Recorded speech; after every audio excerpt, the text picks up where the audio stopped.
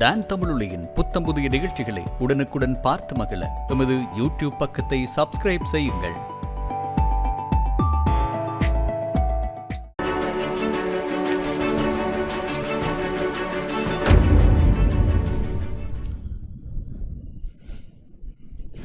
வணக்கம் உறவுகளே, இணைந்திருக்கின்றோம். இது டான் தமிழொலியினுடைய இன்றைய பத்திரிகைகளோர் பார்வை நிகழ்ச்சி. இன்றைய பத்திரிகைகளோடு நாங்கள் தொடர்ச்சியாக இங்கே பார்க்கலாம்.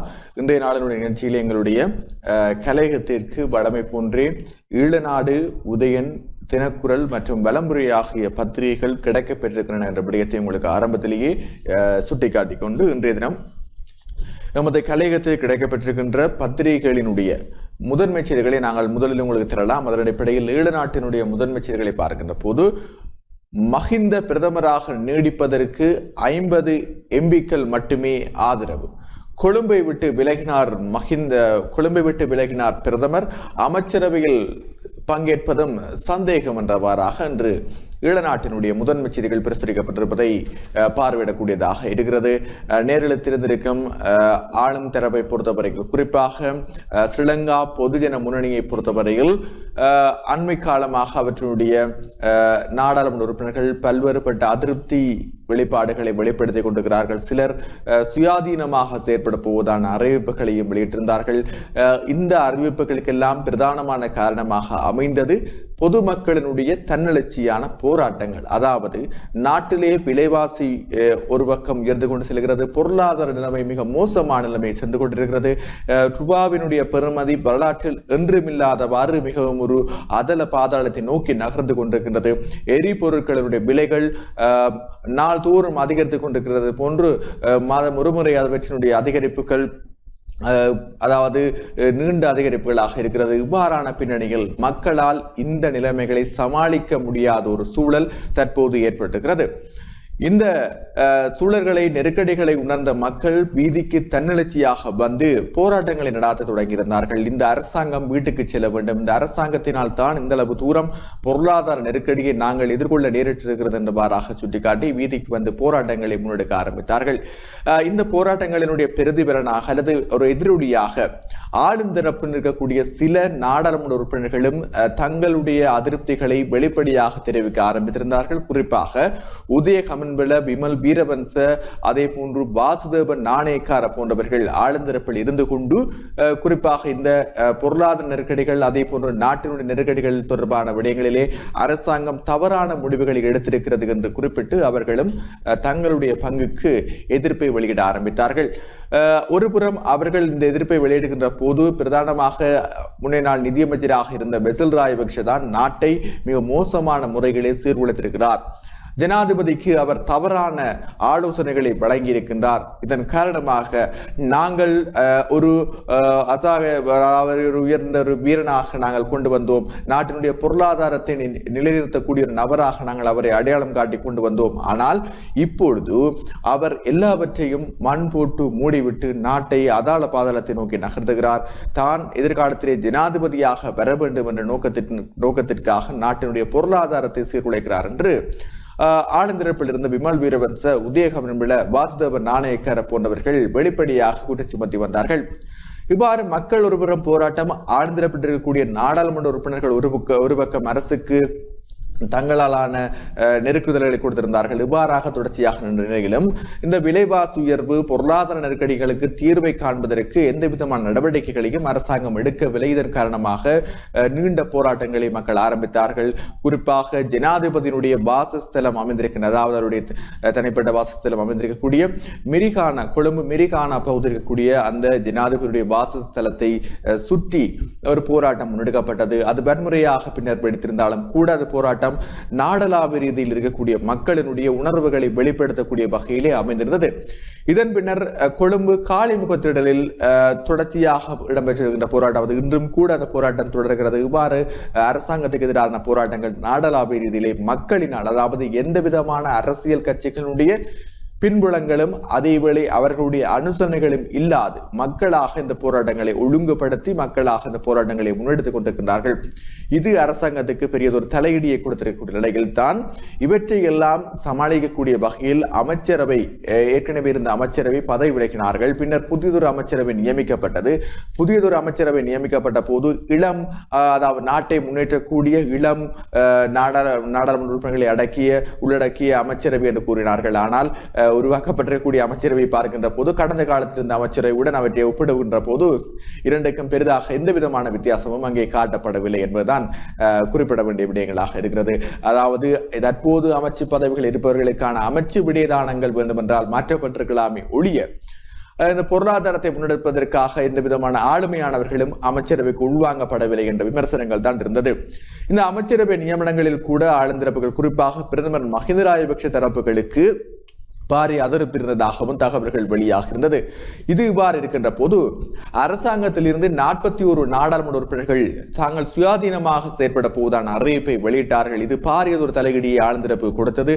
குறிப்பாக இந்த அறிவிப்புகள் விமல் வீரவன்ச உதயகமன் போன்றவர்களுடைய நெறிப்படுத்தலின் கீழ் வழங்கப்பட்டதாகவே கூறப்படுகிறது.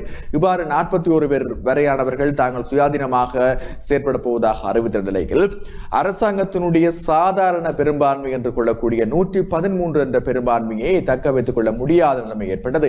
இதன் காரணமாக சுயாதீன அணிகளினுடைய கைகள் ஓங்க ஆரம்பித்தது. எதிர்க்கட்சி ஒருவரம் இருக்கிறது, ஆனாலும் இந்த சுயாதீன அணிகளுடைய கைகள் நாடாளுமன்றத்திலும் அதே போன்று அரசியலிலும் ஓங்க ஆரம்பித்தது. இந்த சுயாதீன உறுப்பினர்கள் ஒரு கோரிக்கையை முன்வைத்தார்கள். இடைக்கால அரசாங்கம் ஒன்றை அரசாங்கம் ஸ்தாபிக்க வேண்டும். இடைக்கால அரசாங்கம் ஸ்தாபிக்கின்ற போது அந்த நாடாளுமன்றத்திலே பிரயோகப்படுத்துகின்ற அனைத்து கட்சிகளையும் உள்ளடக்கியதாக அந்த இடைக்கால அரசாங்கம் பிரயோகப்படுத்த வேண்டும் என்றவாறாக கருத்துக்களை முன்வைத்தார்கள். இதன் காரணமாக தங்களுடைய யோசனைகளை முன்வைத்து இவை நிறைவேற்றப்பட வேண்டும் என்றும் சுயாதீன அணிகள் குறிப்பிட்டார்கள். ஆனாலும் இந்த சுயாதீன நாடாளுமன்ற உறுப்பினர்கள் முன்வைத்த இடைக்கால அரசாங்கம் என்ற விடயத்தை அரசாங்கம் பரிசீலிப்பதாக தெரியவில்லை. இவ்வாறாக அரசாங்கம் தொடர்ச்சியாக அந்த விடயங்களை பின்னெடுத்துக் கொண்டு செல்கின்ற நிலையில் தான் பிரதமர் மஹிந்த ராஜபக்ஷவும் பதவி விலக வேண்டும், பிரதமர் பதவிக்கு புதியதொருவர் கொண்டுவரப்பட வேண்டும் என்ற சில காய் நகர்த்தல்களையும் இந்த சுயாதீன அணி விமல் உதயகமன் அணி நகர்த்த ஆரம்பித்திருந்தது. இதன் ஒரு பிரதி காரணமாக அல்லது இந்த விடயங்களுக்கு பதிலடி கொடுக்கின்ற வகையிலே கடந்த நாடாளுமன்ற அமர்வுகள் இடம்பெற்றுக் கொண்ட போது ஒரு நாள் ஆளுந்தரப்பு ஒன்று கூடி ஆளுந்தரப்பினுடைய நாடாளுமன்ற குழு கூட்டத்திலே பிரதமர் மஹிந்த ராஜபக்ஷ தான் தொடர்ச்சியாக அமைச்சராக இருப்பார் என்ற தீர்மானம் நிறைவேற்றப்பட்டது உங்களுக்கு தெரிந்த விடயமாக இருந்திருக்கும். இவ்வாறாக அந்த தீர்மானம் நிறைவேற்றப்பட்டு இங்கே நாங்கள் பார்க்கின்ற போது ஒரு கிழமை கூட ஆகுவதற்கு முன்பாகவே தற்போது மீளவும் பிரதமரை அந்த பதவியிலிருந்து அகற்றுவதற்கான தீவிரமான முனைப்புகள் ஆளுந்தரப்புக்குள்ளே எழுந்திருப்பதாக தகவல்கள் வெளியாகிய நிலையில் தான் தனக்கு எத்தனை உறுப்பினர்கள் நம்பிக்கையாக இருக்கின்றார்கள் என்பதை அறிவதற்கு பிரதமரும் விரும்பியிருக்கிறார். பிரதமருக்கு சார்பாக இருக்கக்கூடிய நாடாளுமன்ற உறுப்பினர்களும் விரும்புகிறார்கள். அடிப்படையில் தான் பிரதமராக மஹிந்த ராஜபக்ஷ நீடிப்பதற்கு ஆதரவு வழங்கக்கூடியவர்களுடைய ஒப்பம் பெறப்படுவதற்கான நடவடிக்கை முன்னெடுக்கப்பட்டது. அவ்வாறு அந்த ஒப்பம் பெறுவதற்கு நடவடிக்கை முன்னெடுக்கப்பட்ட போது 50 வரையான நாடாளுமன்ற உறுப்பினர்கள் மாத்திரம்தான் பிரதமராக மஹிந்த ராஜபக்ஷ தொடர வேண்டும் என்று கையொப்பமிட்டிருக்கிறார்கள். ஏனையவர்கள் கையொப்பமிடவில்லை. இந்த பின்னணிகள் எல்லாம் கொழும்பு அரசியலிலே சூழ்ந்து கொண்டிருக்கிற நிலையில் தான் பிரதமர் கொழும்பில் இருந்து தங்காலை நோக்கி சென்றிருப்பதாக சுட்டிக்காட்டப்படுகிறது. இன்று அல்லது நாளை 113 என்கின்ற தனக்கான சாதாரண பெரும்பான்மையை நாடாளுமன்றத்தில் பெற்றுக்கொள்ளக்கூடியதான ஆதரவை தான் பெற்றுக்கொள்ளாவிட்டால் பிரதமர் தன்னுடைய பதவி தொடர்பாக ஏதாவது தீர்மானங்களை எடுப்பார் அல்லது அவர் எடுக்கக்கூடியதற்கான வாய்ப்புகள் இருப்பதாகவும் தென்னிலங்கை ஊடகங்களும் செய்திகளை வெளியிட்டு வந்ததும் இங்கே சுட்டிக்காட்ட வேண்டிய ஒன்றாக இருக்கிறது. இந்த நிலையில் தான் இன்றைய தினம் அமைச்சரவையும் இருக்கிறது. இன்றைய அமைச்சரவையிலே நிறைவேற்று அதிகார ஜனாதிபதியினுடைய அதிகாரங்களை குறைக்கின்ற சில பிரேரணைகளையும் முன்வைக்க இருப்பதாக ஏற்கனவே பிரதமர் தரப்பில் தகவல்கள் வெளியாக இருந்தது. ஆனால் ஒருபுறம் பிரதமருக்கு பலமற்ற ஒரு நிலைமை காணப்படுகிறதால் பிரதமர் இன்றைய அமைச்சரவை கூட்டத்திலும் பங்கேற்பாரா என்று ஒரு சந்தேகம் எழுந்திருப்பதாகவும் இங்கே ஈழநாடு பத்திரிகை சுட்டிக்காட்டுகிறது. பின்னர் நாங்கள் அந்த விடயங்களை உங்களுக்கு விரிவாக தருகின்றோம். தொடர்ச்சியாக நாங்கள் தினக்குரல் பத்திரிகையினுடைய முதன்மை செய்திகளை பார்க்கின்ற போது ராஜபக்ஷ குடும்பம் பதவி விலக வேண்டும், அரசுக்கு எதிராக மாணவர் எழுச்சி, போலீசாரின் தடைகளை மீறி பிரதமர் வீடு முற்றுகை, ஜனாதிபதி செயலகம் முன்பாகவும் பெரும் ஆர்ப்பாட்டம் என்று தினக்குரல் பத்திரிகை தன்னுடைய முதன்மை செய்தி இருப்பதை நாங்கள் அவதானித்துக் கொள்ளக்கூடியதாக இருக்கிறது. குறிப்பாக பிரதமருடைய இல்லம் அமைந்திருக்கக்கூடிய விஜயராம மாவட்டத்தில் எடுக்கப்பட்ட ஒளிப்படத்தையும் அதே போன்று ஜனாதிபதியினுடைய செயலகத்துக்கு முன்பாக எடுக்கப்பட்ட ஒளிப்படத்தையும் இணைத்ததாக தினக்குரல் பத்திரிகையினுடைய முதன்மை செய்தி பிரசுரிக்கப்பட்டிருப்பதை பார்வையிடக்கூடியதாக இருக்கிறது. அதேவேளை உதயன் பத்திரிகையை பொறுத்தவரையில் இலங்கையின் அரசியலில் எந்நேரமும் எதுவும் நடக்கலாம்.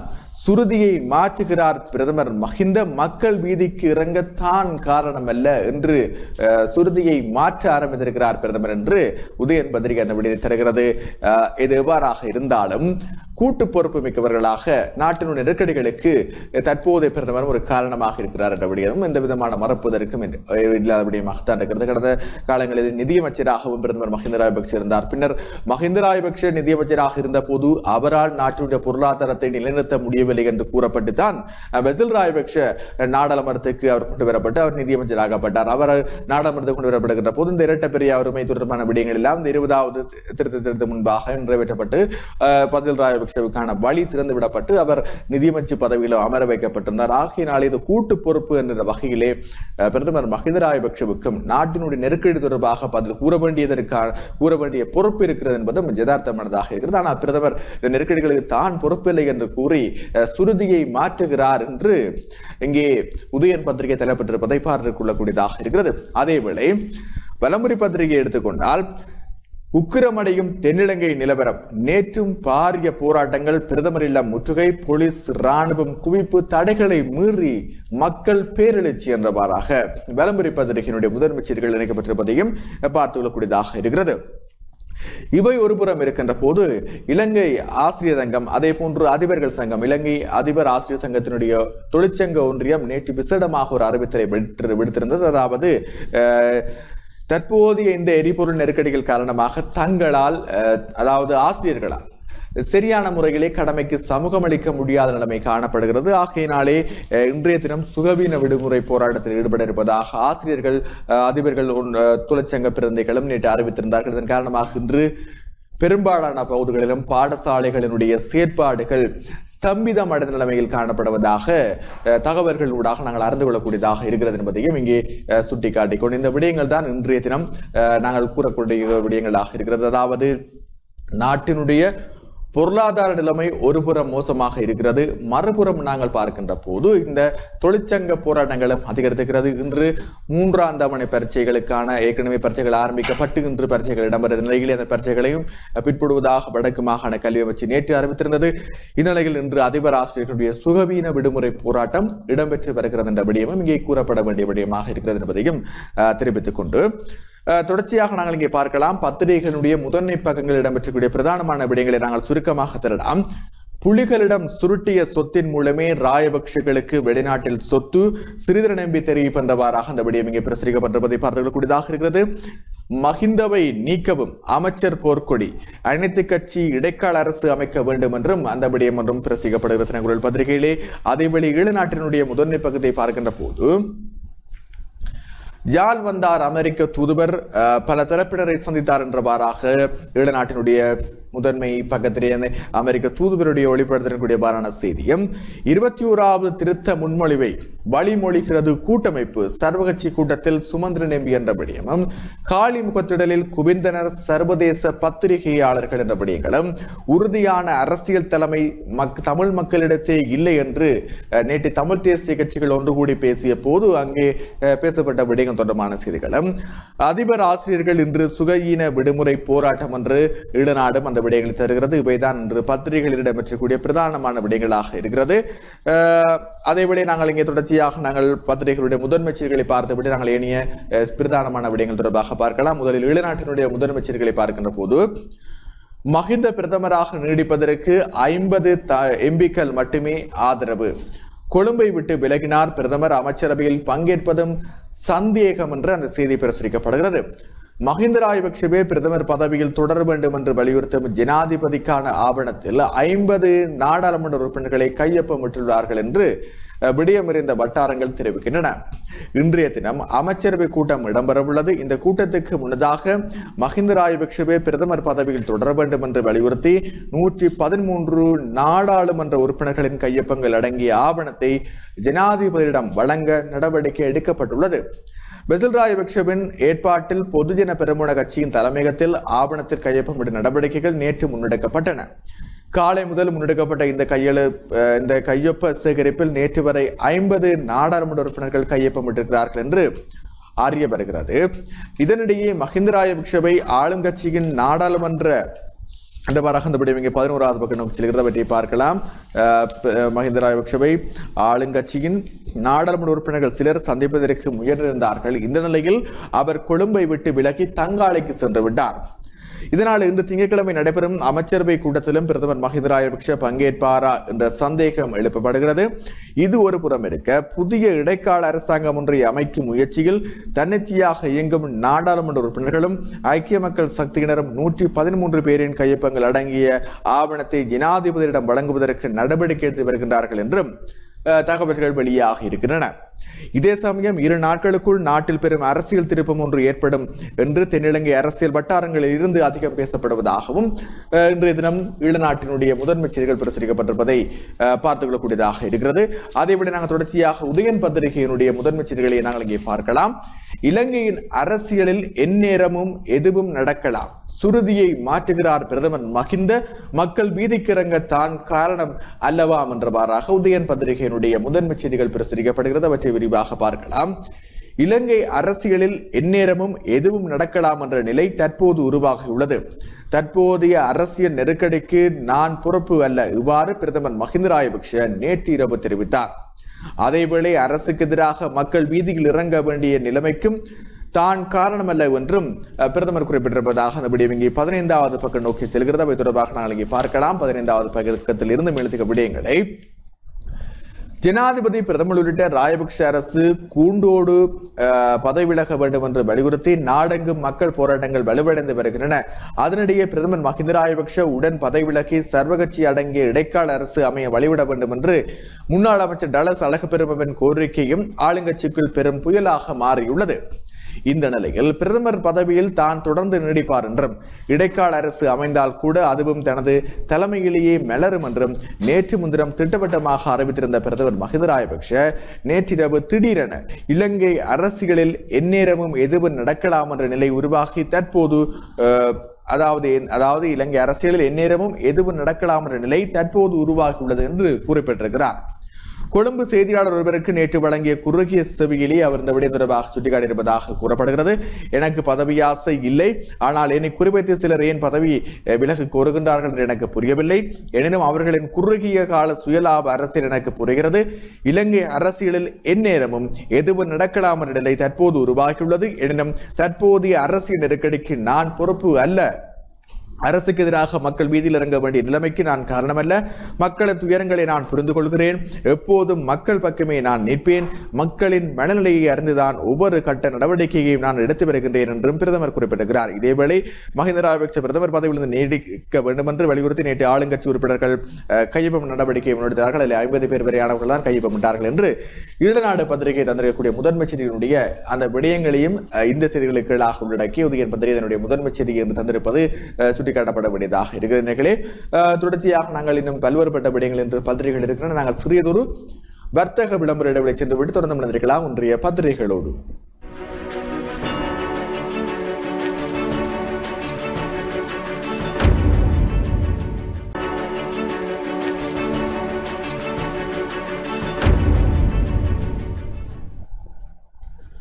வர்த்தக விளம்பர இடைவெளியை தொடர்ந்து இணைந்திருக்கின்றோம் என்று பத்திரிகைகளோடு. தினக்குரல் பத்திரிகையினுடைய முதன்மை செய்திகளை நாங்கள் தொடர்ச்சியாக பார்க்கலாம்.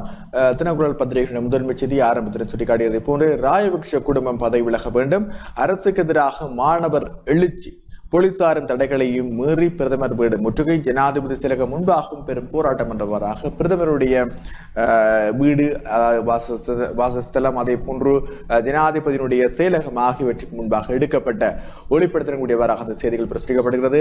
ஏற்கனவே நாங்கள் ஈழநாட்டினுடைய முதன்மை செய்திகளை பார்க்கின்ற போது பிரதமர் கொழும்பிலிருந்து நேற்று தங்காலைக்கு சென்று விட்டதாக சுட்டிக்காட்டப்படுகிறது. ஆகவே பிரதமர் நேற்று தன்னுடைய இல்லத்திலே இருக்கவில்லை என்றுதான் இந்த செய்திகளூடாக நாங்கள் இந்த செய்திகள், அதாவது இந்த பிரதமருடைய இல்லத்துக்கு முன்பாக நேற்று போராட்டம் பார்க்கின்ற போது அந்த விடயத்தை குறிப்பிட வேண்டும். அதாவது பிரதமர் நேற்று தன்னுடைய கொழும்பு வாசஸ்தலத்தில் இருக்கவில்லை, அவர் தன்னுடைய சொந்த ஊரான தங்காலைக்கே சென்று விட்டார் என்று சுட்டிக்காட்டப்படுகிறது.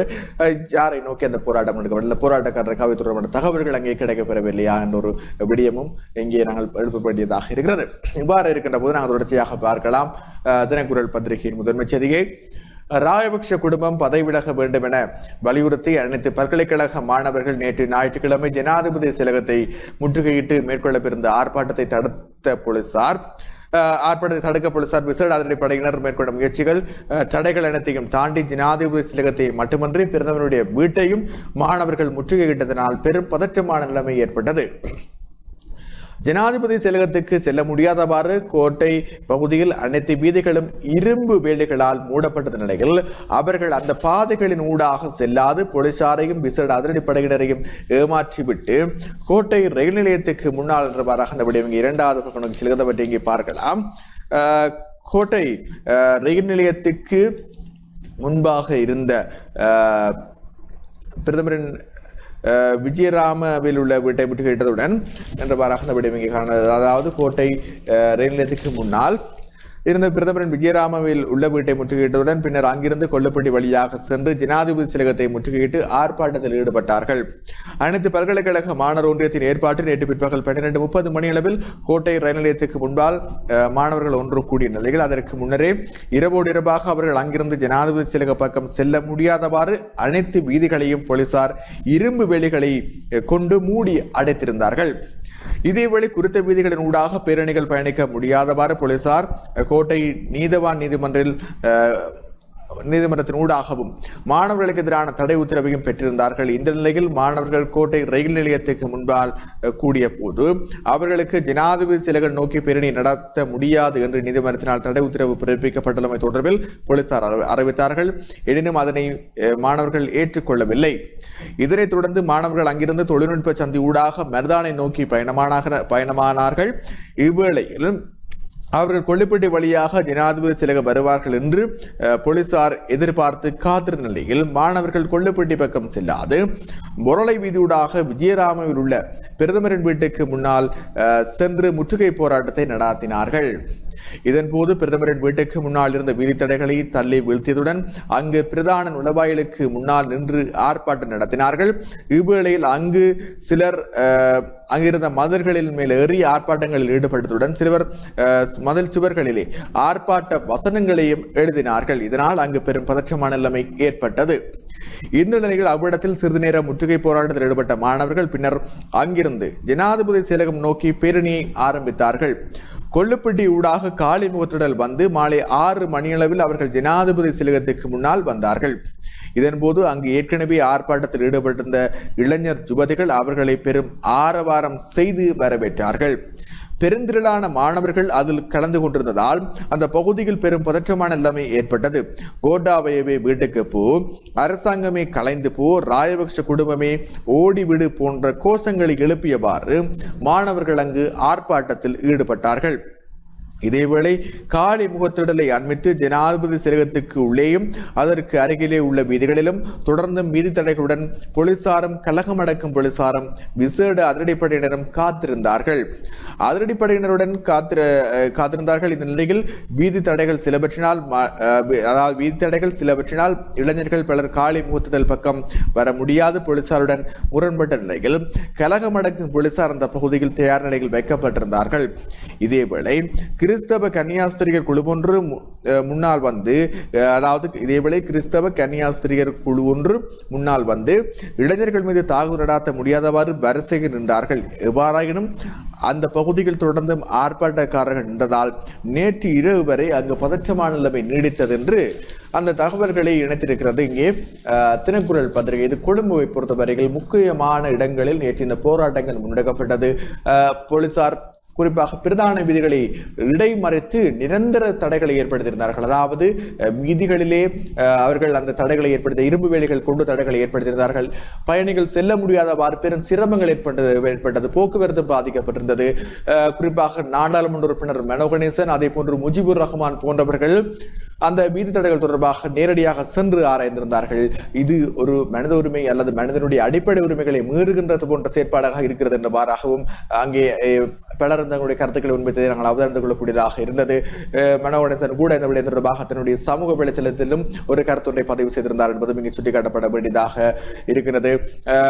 இவ்வாறு அதாவது வீதி தடைகளை அமைக்கின்ற போது முன்னைய காலங்களில் தற்காலிகமான விதித்தடைகளை தான் அமைப்பார்கள். ஆனால் இப்பொழுது இரவோடு இரவாகவே இவ்வாறு நிரந்தர விதித்தடைகளை அமைத்து இந்த பேரணிகளை கட்டுப்படுத்துகிற நோக்கத்திலே ஏனைய மக்களுக்கும் சிரமங்களை ஏற்படுத்துகிற நடவடிக்கைகளில் தான் பாதுகாப்பு தரப்பு ஈடுபட்டிருக்கிறது என்பபடியே ஒரு கவலை தரக்கூடிய விடயமாக இருக்கிறது. அதேபோல நேற்று பொதுமக்கள் பாதுகாப்பு அமைச்சர் ஒரு கோரிக்கையை முன்வைத்திருந்தார். இந்த பொது போக்குவரத்துக்கு எந்த விதமான இடையூறுகளும் விளைவிக்காத வகையிலே வீதி ஒழுங்குகளை பேணுவதற்கு போலீசார் நடவடிக்கை எடுக்க வேண்டும் என்று பொது பாதுகாப்பு அமைச்சரும் ஒரு பொதுமக்கள் பாதுகாப்பு அமைச்சரும் ஒரு அறிவிப்பை விடுத்திருந்தார். ஆனாலும் அவ்வாறு அறிவிப்பு வெளியாக இருந்தாலும் கூட நேற்று கொழும்பினுடைய பிரதான வீதிகளை இடைமறித்து இந்த அமைக்கப்பட்டிருந்த நிரந்தர விதித்தடைகள் நீண்ட நேரம் அங்கு அகற்றப்படாது இருந்தது என்பதுதான் இங்கே சுட்டிக்காட்டப்பட வேண்டியதாக இருக்கிறது.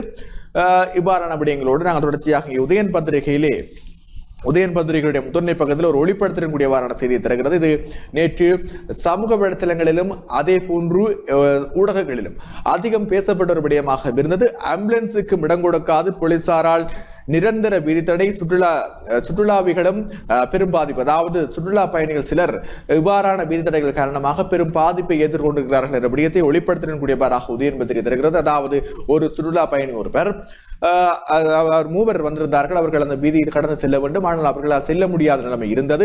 இதன் காரணமாக அவர்கள் என்ன செய்தார்கள் என்றால் அந்த விதித்தடைகளுக்கு கீழாக நுழைந்து அவர்கள் அந்த தடைகளை தாண்டி அவர்கள் செல்ல வேண்டிய நிலைமை இருந்தது. இது நாட்டினுடைய சுற்றுலாத்துறைக்கும் ஒரு பாரிய அதாவது ஒரு தாக்கத்தை செலுத்தக்கூடிய சம்பவமாக இருக்கிறது என்பதும் இங்கே நாங்கள் நேற்று இந்த சுற்றுலா வந்தவர்கள் இவ்வாறு விதித்தடைகளால் பாதிக்கப்பட்ட சம்பவங்களை பார்க்கின்ற போது உணர்ந்து கொள்ளக்கூடியதாக இருந்தது. அவை தொடர்பான விடயத்தை நாங்கள் இங்கே பார்க்கலாம். கொழும்பில் முன்னெடுக்கப்படும் எதிர்ப்பு ஆர்ப்பாட்டங்களில் பங்கேற்போர் ஜனாதிபதி செயலகம் மற்றும் ஜனாதிபதியின் உத்தியோகபூர்வ இல்லம் என்றவாறாக அந்த விடயம் இங்கே 13வது பக்கம் நோக்கி செல்கிறது. நாங்கள் 13வது பகுதியினருடைய மேலதிக விடயங்களை பார்க்கின்ற போது மற்றும் கோட்டா ஹோகம் ஆகிய பிரதேசங்களுக்கு நுழைந்து விடாத வகையில் பிரதான வீதிகளில் நிரந்தர இரும்பு வேலிகள் அமைக்கப்பட்டுள்ளன. அவற்றுள் வெளித்தெரியாதவாறு கூர் ஆணிகளும் பொருத்தப்பட்டுள்ளன. இந்த வீதி தடைகள் காரணமாக பொதுமக்கள் நேற்று பெரும் அசௌகரியங்களுக்கு முகம் கொடுத்தார்கள். அத்துடன் ஆம்புலன்ஸ்களும் செல்ல முடியாத நிலைமை காணப்பட்டது. அனைத்து பல்கலைக்கழக மாணவர் ஒன்றியத்தின் சார்பில் கொழும்பு கோட்டையிலிருந்து காலிமுகத்திடல் உள்ள கோட்டா ஹோகம வரையில் பேரணி முன்னெடுக்க திட்டமிடப்பட்டிருந்தது. நீதிமன்றத்தை அணுகிய போலீசார் அனைத்து பல்கலைக்கழக மாணவர் ஒன்றிய உறுப்பினர்கள் 16 பேருக்கு தடை உத்தரவு பெற்றிருந்தார்கள். நேற்று முதல் இன்று காலை 9 மணி வரை கோட்டை ஜனாதிபதி மாவத்தை, ஜோர்க் வீதி, லோட்டஸ் வீதி மற்றும் வங்கி மாவத்தை ஆகிய இடங்களுக்கு அவர்கள் நுழைவதற்கு தடை விதிக்கப்பட்டிருந்தது. இந்த நிலையில் மேற்படி விதிகளையும் அதனை சூழவுள்ள விதிகளையும் போலீசார் நிரந்தர இரும்பு வேலிகளை அமைத்து மூடினார்கள். இரும்பு வேலிகளை தாண்டி முன்னோக்கி செல்ல முயன்றால் இரும்பிலான கூர் முட்கள் குத்தும் வகையில் மறைத்திருந்தார்கள். அதனை மூடி மறைத்து கருப்பு பொலித்தீன் பைகளையும் அவர்கள் சுட்டியிருந்தார்கள். சில இடங்களில் பொதுமக்கள் போலீசாருடன் முரண்பட்டார்கள். வேறு சில இடங்களில் அமைக்கப்பட்ட கம்பி வேலிகளுக்குள்ளால் பெரும் சிரமத்துக்கு மத்தியில் நுழைந்து பொதுமக்கள் சென்றார்கள். சுற்றுலாவாசிகளும் இவ்வாறு செல்ல வேண்டிய நிலைமை ஏற்பட்டது. கொழும்பு லோட்டஸ் வீதியில் ஏற்படுத்தப்பட்ட தடை காரணமாக நோயாளிகளை ஏற்றி வந்த ஆம்புலன்ஸ் திரும்பிச் செல்ல வேண்டிய நிலைமை ஏற்பட்டது. இந்த சந்தர்ப்பத்தில் அங்கு பாதுகாப்பு கடமையில் இருந்த போலீசாருடன் மக்கள் கடும் வாக்குவாதத்தில் ஈடுபட்டார்கள். இந்த நிலையில் ஆம்புலன்ஸ் சுற்றுலாத்துறையினரை ஏற்றி வரும் வாகனங்கள் மற்றும் பொது சேவைகளுக்கு இடமளிக்கும் வகையில் தடுப்பு வேலைகளை அகற்றுமாறு பொதுமக்கள் பாதுகாப்பு அமைச்சர் மற்றும் பொதுமக்கள் பாதுகாப்பு மற்றும் சுற்றுலாத்துறை அமைச்சர் பிரசன்ன ரணதுங்க அறிவித்திருந்தார். இதேவேளை போலீசார் கொழும்பில் ஏற்படுத்திய வீதி தடைகளுக்கு எதிராக கோட்டை போலீஸ் நிலையத்தில் ஊடகவியலாளர் முறைப்பாடு பதிவு செய்ததாக அந்த விடயம் இங்கே சுட்டிக்காட்டப்படுகிறது. இந்த விடயம் தொடர்பாக நாங்கள் ஆரம்பத்தில் குறிப்பிட்டிருந்தோம். குறிப்பாக இந்த வீதி தடைகள் காரணமாக பொதுமக்களுடைய சாதாரண நடவடிக்கைகளும் பாதிக்கப்பட்டது. கொழும்பு தலைநகரை பொறுத்தவரைக்கும் நேற்று தினம் ஒரு விடுமுறை நாளாக வார இறுதி நாளாக இருந்தாலும் கூட அது தொடர்ச்சியாக இயங்கிக் கொண்டிருக்கக்கூடிய ஒரு நகரம். இவ்வாறான நிலைமையில் இவ்வாறான நிரந்தர வீதி தடைகள் கொழும்பு நகரத்தினுடைய அன்றாட செயற்பாடுகளையும் பாதிக்கக்கூடிய வகையில் இருந்தது என்பதை நேற்று நேரடியாக அவதானித்து கொள்ளக்கூடியதாக இருந்தது. இந்த நோயாளர் காவண்டி திருப்பி அனுப்பப்பட்ட விடயமானது அங்கிருந்த பொதுமக்கள் மத்தியில் பெரியதொரு அதிருப்தியை தோற்றுவித்திருந்தது என்பதும் இங்கே குறிப்பிடக்கூடியதாக இருக்கின்றது. நேர்களே, தொடர்ச்சியாக நாங்கள் இங்கே பார்க்கலாம். இணைய விடயங்கள் தொடர்பாக பார்க்கின்ற போது பலம்புரி பத்திரிகையினுடைய முதன்மை செய்தி தொடர்பாக பார்க்கலாம். பலம்புரி பத்திரிகை இதனுடைய முதன்மை செய்திகளை இன்று குறிப்பிட்டிருக்கிறது. உக்ரமடியும் தென்னிலங்கை என்று தலைப்பிடப்பட்டவாறாக தென்னிலங்கையில் இடம்பெறும் போராட்டங்கள் தொடர்பான விடயத்தை தான் பலம்புரி பத்திரிகை எடுத்திருக்கிறது. அவற்றை பார்க்கலாம். அவை 15வது பக்கம் நோக்கி செல்கிறது என்று அவருடைய விரிவான செய்தி. அவற்றை பார்க்கின்ற போது 3 உபதரப்புகள் இட்டவாறாக அந்த செய்திகள் அமைப்பெற்றிருக்கின்றன. தற்போதைய அரசாங்கம் பதவி விலக வேண்டும் என்று தெரிவித்து நாடளாவிய ரீதியில் பல்வேறு போராட்டங்கள் மேற்கொள்ளப்பட்டு வருகின்றன. இந்த நிலையில் கொழும்பு காலிமுகத்திடல் ஜனாதிபதி செயலகத்துக்கு முன்பாக கடந்த பல நாட்களாக மேற்கொள்ளப்பட்டு வரும் போராட்டத்துக்கு வலு சேர்க்கும் முகமாக நேற்று பல கிளை போராட்டங்கள் ஆரம்பிக்கப்பட்டு பேரணியாக சென்று காலிமுகத்திடலை அடைவதற்கு திட்டமிடப்பட்டிருந்தது. எனினும் காலிமுகத்திடலை அண்மித்த பகுதிகளில் போலீசார் வீதி தடைகளை அமைத்திருந்தார்கள். இதன் காரணமாக பேரணியாக சென்ற பல்கலைக்கழக மாணவர்கள் கொழும்பு விஜயராம பகுதியில் அமைந்துள்ள பிரதமர் மஹிந்தவின் வாசஸ்தலத்துக்கு முன்பாக போராட்டம் மேற்கொண்டதுடன் அங்கு பதட்ட நிலைமை ஏற்பட்டது. இதனைத் தொடர்ந்து போராட்டத்தில் ஈடுபட்ட மாணவர்கள் வேறு வழியாக பேரணியாக சென்று கொழும்பு காலிமுகத்திடலை அடைந்தார்கள். மேலும் அப்பகுதியில் ராணுவம் போலீசார் குவிக்கப்பட்டு பாதுகாப்பும் பலப்படுத்தப்பட்டிருந்ததாக விளம்பர பத்திரிகையை ஏற்கனவே நாங்கள் ஈழநாடு, உதயன், தினக்குரல் ஆகிய பத்திரிகைகளில் பார்த்திருந்த அந்த விடயங்களைத்தான் தன்னுடைய முதன்மை செய்திகள் சுருக்கமாக இணைத்திருக்கிறார்கள். எது விதமான புது தகவலும் இல்லை. வளமையாக விளம்பர பத்திரிகையை பொறுத்தவரையில் அவ்வாறாக அந்த விடயங்களை சுருக்கமாகத்தான் தருவார்கள். முன் அதாவது பத்திரிகைகளுடைய முதன்மை பகுதியை பார்த்தால் அது பெரியதொரு விடயம் போல இருக்கும். ஆனால் நாங்கள் ஏனைய பத்திரிகைகள் ஒப்பிடுகின்ற போது அந்த விடயங்கள் அவ்வாறாக பெரியதொரு விடயத்தை பிரதிபலிப்பதாக இருப்பதில்லை. இருந்த போதிலும் அவர்கள் தங்களுடைய ஒரு வழக்கமாக இவ்வாறான விடயத்தை கொண்டிருக்கிறார்கள். இந்த விடயங்கள் எல்லாம் இவ்வாறு இருக்கின்ற போது இலங்கைக்கான அமெரிக்க தூதுவர் யாழ்ப்பாணத்துக்கு திடீர் விஜயம் ஒன்றை மேற்கொண்டிருப்பதான விடயங்களும் இன்று பத்திரிகைகள் இடம்பெற்றிருக்கிறது இங்கே சுட்டிக்காட்டப்பட வேண்டியதாக இருக்கிறது. நாங்கள் தொடர்ச்சியாக ஈழ நாட்டினுடைய முதன்மை பகுதியில் இருக்கக்கூடிய பிரதானமான விடயங்களை உங்களுக்கு தருகின்றோம். அதன் அடிப்படையிலே ஈழ நாட்டினுடைய முதன்மை பகுதியிலே ஒளிப்படுத்தக்கூடிய செய்தியாக ஜால் வந்த அமெரிக்க தூதுவர் பல தரப்பினரை சந்தித்தார் என்றவாறாக அந்த செய்தி அமைகிறது. இலங்கைக்கான அமெரிக்க தூதுவர் ஜீலி ஜியோன் சங் ஜாழ்ப்பாணம் வந்துள்ளார். நேற்று மாலை 4 மணி அளவில் ஜாழ்ப்பாணம் சர்வதேச விமான நிலையம் ஊடாக அவர் ஜாலுக்கு வருகை தந்திருந்தார். தூதுவராக பதவியேற்ற பின்னர் அவரின் முதலாவது பயணமாக இது அமைந்தது. நேற்றைய தினம் ஜாழ் மாவட்ட படைகளின் தளபதி மேஜர் ஜெனரல் ஜாபவை சந்தித்த அவர் அவருடன் உரையாடினார். பின்னர் யாழ்ப்பாணத்தின் சிவில் சமூக தலைவர்கள் சிலரையும் அவர் சந்தித்து பேசினார். இது குறித்து அவர் தனது ட்விட்டர் பதிவில் எந்த ஒரு ஜனநாயக நாட்டிலும் பாதிக்கப்படக்கூடிய சமூகங்களின் உரிமைகளுக்காக வாதிடுவதில் சிவில் சமூகம் முக்கிய பங்கு வகிக்கிறது. இன்றைய அரசியல் பொருளாதார சவால்கள் குறித்து விவாதிப்பதற்கும் ஜனநாயக இலங்கைக்கான எமது ஆதரவை மீண்டும் வலியுறுத்துவதற்கும் நான் யாழ்ப்பாணத்தில் சிவில் சமூக தலைவர்களை சந்தித்தேன் என்று குறிப்பிட்டிருக்கிறார். இன்றைய தினம் யாழ்ப்பாணத்தில் தங்கியிருக்கும் அவர் பல தமிழ் அரசியல் கட்சி பிரமுகர்களை சந்தித்து பேசுவார் என்றும் அறிய முடிவதாக இருக்கிறது என்று அந்த செய்தி பிரசுரிக்கப்பட்டிருப்பதை பார்வையிடக்கூடியதாக இருக்கிறீர்களே. இது குறிப்பாக ஈழநாட்டினுடைய முதன்மை பகுதியிலே காணப்படுகின்ற செய்தியாக அமைகிறது. இவ்வாறு பல்வேறுபட்ட விடயங்கள் இருக்கிறது. பத்திரிகைகளை நாங்கள் சிறியதொரு வர்த்தக விளம்பர சென்றுவிட்டு தொடர்ச்சியாக இணைந்திருக்கலாம் பத்திரிகை செய்திகளோடு.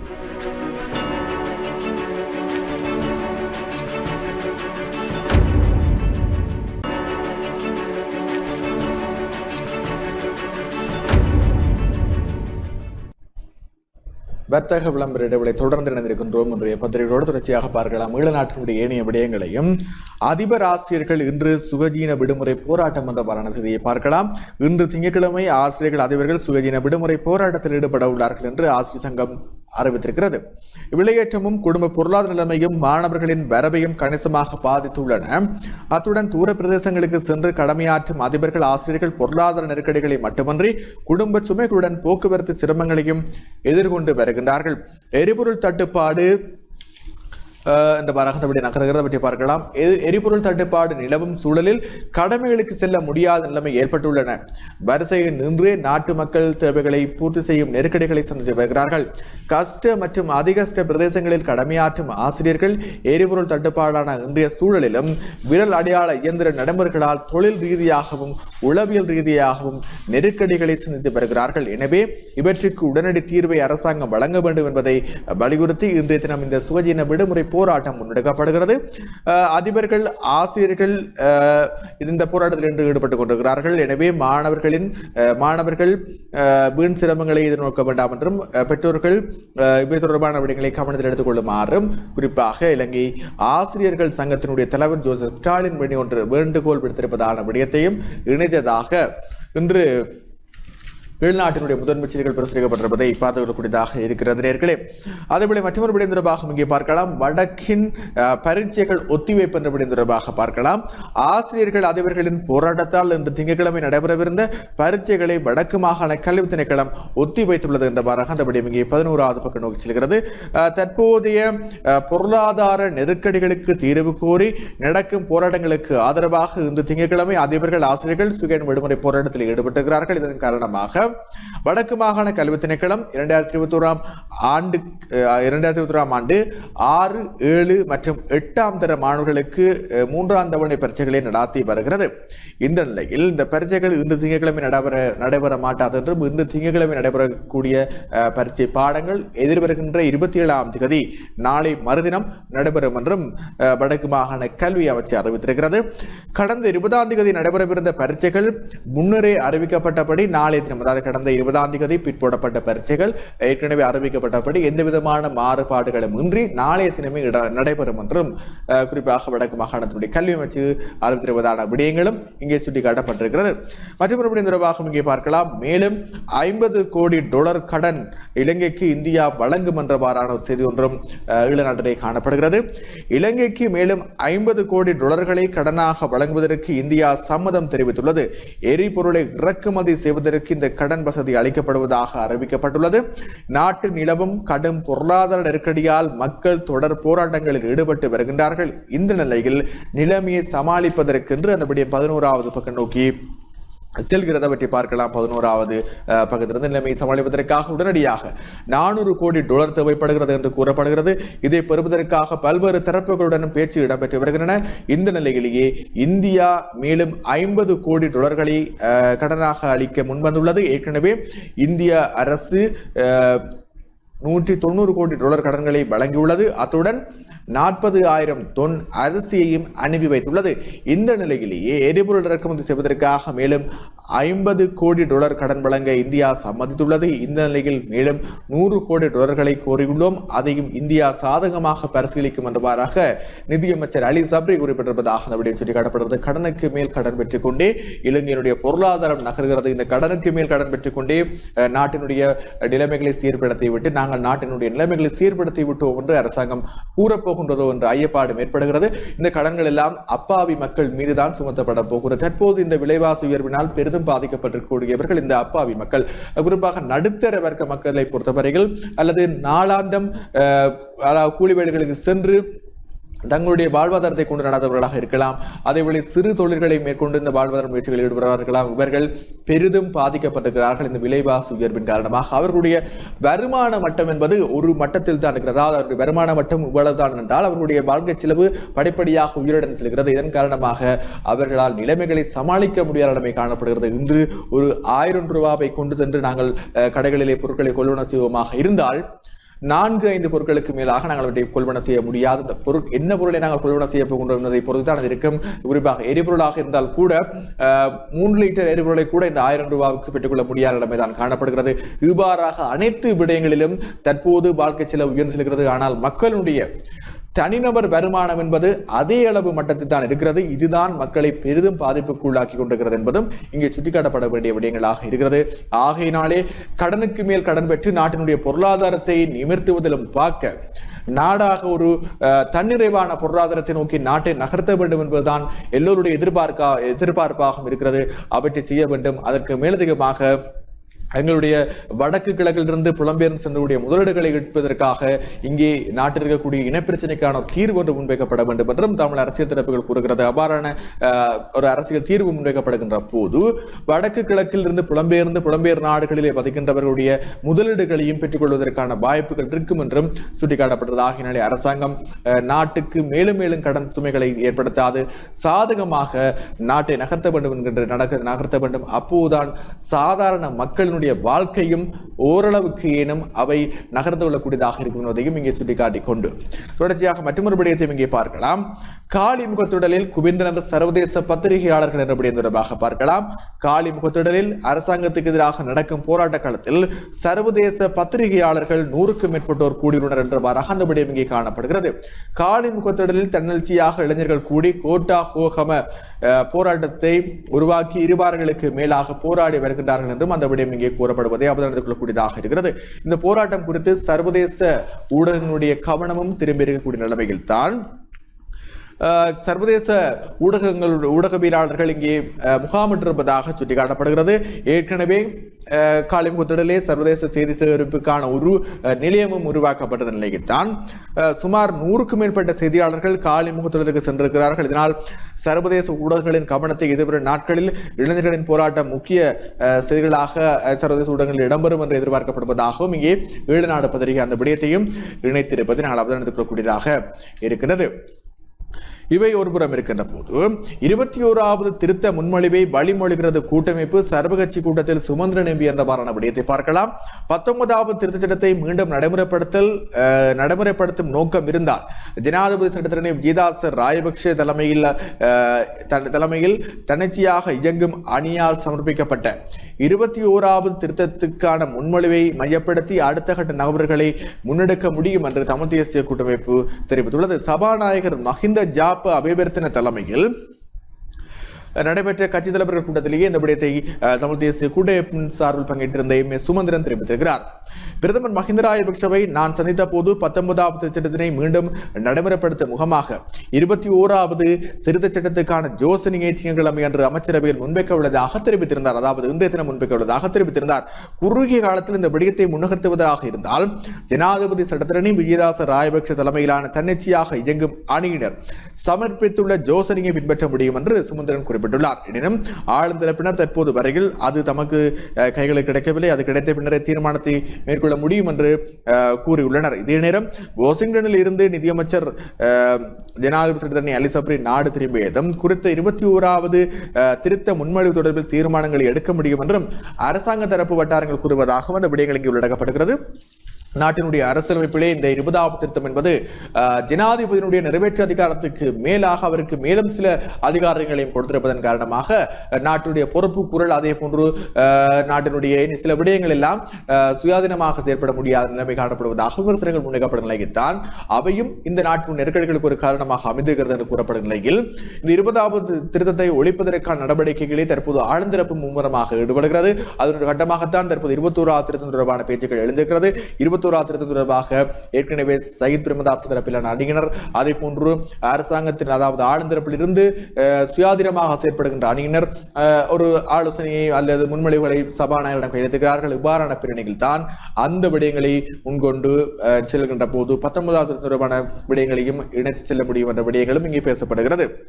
இந்த விடயங்கள் தான் இன்று பத்திரிகைகளிலே இடம்பெற்றக்கூடிய பிரதானமான விடயங்களாக இருக்கிறது என்பதையும் இங்கே சுட்டிக்காட்டிக் கொண்டு போய் ஒருபுறம் இருக்கின்ற போது இந்த அதாவது வடக்கு கிழக்கு பகுதிகளே தமிழ் மக்களுடைய வழிபாட்டு இடங்களிலே வழிபாட்டு உரிமை மறக்கப்படுகின்ற சம்பவங்களும் இடம்பெற்றுக் கொள்கிறது.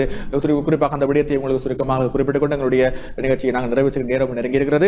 மூதூரில் சைவ மக்களை அச்சுறுத்தினார் பிக்கு என்றவாறான செய்தியை நாங்கள் சுருக்கமாக பார்க்கலாம். மூதூரில் உள்ள தமிழர்களின் பழமையான ராஜவந்தான் மலை ஆலய பகுதிக்கு நேற்று முன்தினம் சைவ மதக்குருமார்களையும் மக்களையும் அங்கு செல்ல விடாது பிக்கு ஒருவர் அச்சுறுத்தியதாக சுட்டிக்காட்டப்படுகிறது. போலீசாரும் அதற்கு துணை போனதாக கூறப்படுகிறது. ராஜவந்தான் மலை ஆலயம் அதன் அடிவாரத்தில் உள்ள மாணிக்க பிள்ளையார் ஆலயம் என்பன வரலாற்று ரீதியாக சைவ தமிழ் வழிபாட்டாளர்களினால் வழிபட்டு வந்த புனித தலங்களாக இருக்கிறது. 3 ஆண்டுகளுக்கு முன்பு ராஜவந்தான் மலை சைவத்தலம் அளிக்கப்பட்டு அந்த இடத்திலே பௌத்த சின்னங்கள் வைக்கப்பட்டன என்று கூறப்படுகிற நிலையில் தான் இவ்வாறான விடயம் இங்கே இடம்பெற்றிருப்பதாக அதாவது மக்களுடைய வழிபாட்டு உரிமை மறக்கப்பட்டிருப்பதாக சுட்டிக்காட்டப்படுகிறது. இவ்வாறு வெடுக்கினாரி மலையில் அந்த உரிமை மறக்கப்படுவதற்கான சந்தர்ப்பங்களை பௌத்த குருமார்கள் ஏற்படுத்தினார்கள். அதே போன்று தற்போது மூதூரிலும் இந்த ராஜவந்தான் மலை பகுதியிலும் தமிழ் மக்களுடைய வழிபாட்டு உரிமையை மறுக்கின்ற செயற்பாடுகளில் ஈடுபட்டிருப்பதாக சுட்டிக்காட்டப்படுகிறது. ஒரு பக்கம் நல்லிணக்கம் என்றவாறாக பேசுகிறார்கள், தமிழ் மக்களுடன் இணைந்து செயற்பட வேண்டும் என்று பேசுகிறார்கள். அவ்வாறு பேசுகின்றவர்கள் இந்த விடயங்கள் தொடர்பான விடயங்களிலே வெளிப்படைத்தன்மை இல்லாத இருப்பதுதான் தமிழ் மக்கள் தென்போதை மக்களுடன் இணைந்து செயல்படுவதற்கு ஒரு சந்தேக கண்ணோடு இருக்க முடிவதற்கான காரணங்களாக இருக்கிறது. பௌத்த மதம் என்கின்றது இளைஞருடைய பிரதான மதமாக இருந்தாலும் ஏனைய மதங்களையும் அவர்கள் மதிக்க வேண்டியது அவசியமானதாக இருக்கிறது. ஏனைய மதங்களுக்கும் அவர்களுக்கு இருக்கின்ற போன்ற சுய அதாவது சம அந்தஸ்தான் இருக்கிறது என்பதையும் ஏற்றுக்கொள்ளப்பட வேண்டும். அவ்வாறு ஏற்றுக்கொள்ளப்படாத வகையில் இலங்கையினுள்ளே இவ்வாறான முரண்பாடுகளும் தொடர்ச்சியாக இடம்பெறும் என்பதுதான் கவலை தரக்கூடிய விடயங்களாக இருக்கிறது என்பதையும் இங்கே குறிப்பிட்டுக் கொண்டு இன்றைய நிகழ்ச்சியோடு நாங்கள் நிறைவு செய்கின்ற நேரம் இருக்கிறது. தொடர்ச்சியாக இணைந்திருங்கள். டான் தமிழுடன் நிகழ்ச்சியோடு இன்றைய நிகழ்ச்சியிலிருந்து விடைபெற்றுக் கொள்கின்றேன். வணக்கம்.